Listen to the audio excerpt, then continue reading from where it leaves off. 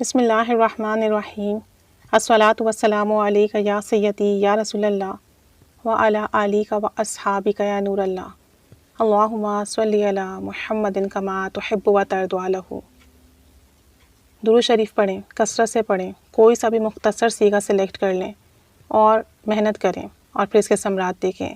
قطب مدینہ مولانا ضیاء الدین مدنی رحمۃ اللہ علیہ بہت بڑے عاشق رسول تھے صلی اللہ علیہ وآلہ وسلم، جو اپنی زندگی کے 77 ایئرز اس لیے مدینہ منورہ سے باہر سفر پر نہ گئے کہ کہیں مدینہ پاک سے باہر جائیں اور ان کا وصال نہ ہو جائے۔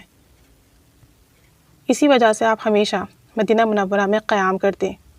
آپ کے وظائف میں جو سب سے سر فہرست درود شریف تھا وہ صلی اللہ علی محمد، صلی اللہ علی محمد، یہ درود پاک تھا۔ آپ اس درود شریف کی کثرت کیا کرتے تھے اور اس درود شریف کو ایک دفعہ پڑھنے سے 70 رحمت کے دروازے کھل جاتے ہیں، صلی اللہ علی محمد۔ تو جو کوئی شخص کثرت سے درود شریف پڑھنے کی تمنا یا خواہش رکھتا ہو تو وہ اس درود پاک کے خزانے اللہ تعالیٰ کے حضور ڈھیروں کے ڈھیر جمع کروا سکتا ہے۔ تو اسے چاہیے کہ اس چھوٹے سے درود شریف کو، اس برکت والے درود شریف کو کثرت سے پڑھا کرے۔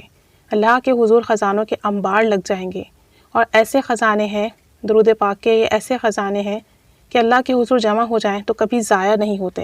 آپ کے نامہ اعمال میں جمع ہو جائیں تو خیر ہی خیر جمع ہو جائے گی، اور پھر جب قیامت کے روز آپ کے نامہ اعمال دیکھے جائیں گے، آپ کے نامہ اعمال سے اعمال تولے جائیں گے تو خیر کثیر آپ کے نامہ اعمال میں موجود ہوگا، اور اس دن آپ کو یہ برکت والا درود شریف بہت فیض پہنچائے گا۔ تو جو کوئی چاہتا ہو کہ کم وقت میں، کم مدت میں کثیر درود شریف پڑھ سکیں تو وہ اس درود پاک کو کثرت سے ورد کرے، صلی اللہ علی محمد، صلی اللہ علی محمد۔ اس درود پاک میں سلام نہیں ہے تو جب چند مرتبہ پڑھ لیں تو ایک دفعہ ضرور پڑھا کریں صلی اللہ علیہ وآلہ وسلم، تاکہ درود کے ساتھ ساتھ سلام بھی نام اعمال میں جمع ہو سکے۔ اللہ کریم ہمیں کثرت سے درود شریف پڑھنے کی توفیق عطا فرمائے، اور درود پاک کے اس خزانے کو کثیر تعداد میں اپنے نام اعمال میں ریکارڈ کروانے کی توفیق عطا فرمائے۔ اللہ کے حضور یہ خزانے جمع کروانے کی توفیق عطا فرمائے۔ آمین بجاہ النبی الامین صلی اللہ علی محمد، صلی اللہ علیہ وآلہ وسلم۔ اللہم صلی علی محمد کما تحب و ترضی عنہ۔